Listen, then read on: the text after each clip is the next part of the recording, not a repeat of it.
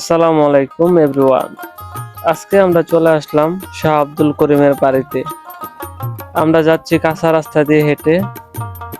কিছুক্ষণ হাঁটার পরেই আমরা দেখতে পাচ্ছি যে আব্দুল করিমের সেই পুরনো ভিটাতে আমরা ঢুকতেই আমাদের চোখের সামনে পড়লো সেই তার পুরনো একটি ঘর এবং তার সেই মাজারটির কাছ থেকেই তার পুরনো সেই ঘরটি, যেখানে সে তার বেবি সরলাকে নিয়ে বসবাস করতেন।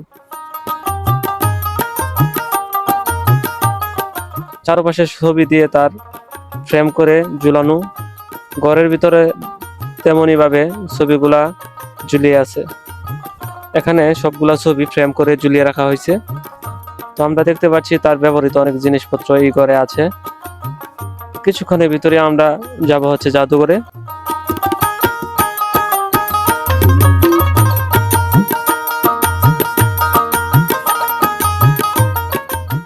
এই মুহূর্তে আমরা আছি জাদুঘরের ভিতরে প্রবেশ করতে আমাদের চোখে পড়লো সেই তার ক্র্যাশগুলা এবং তার সেই বসত করার খাটটি এবং তার আসবাবপত্র। এখানে রয়েছে তার অসংখ্য লেখা গান এবং রয়েছে তার পদবী এবং তার নিজ হাতের বাদ্য বাজিয়ে গান গাওয়ার সেই বাদ্যগুলা। সেই পুরনো খাটের চোখ পড়লেই মনে হয় যে শাহ আব্দুল করিম এখনো আমাদের মাঝে আছে। তার কিছু গান এখনো আমাদের মনে পড়ে। তিনি বলেছিলেন, শাহ আব্দুল করিম গাই, ভুলিতে পারি না আমার মনে যারে চাই।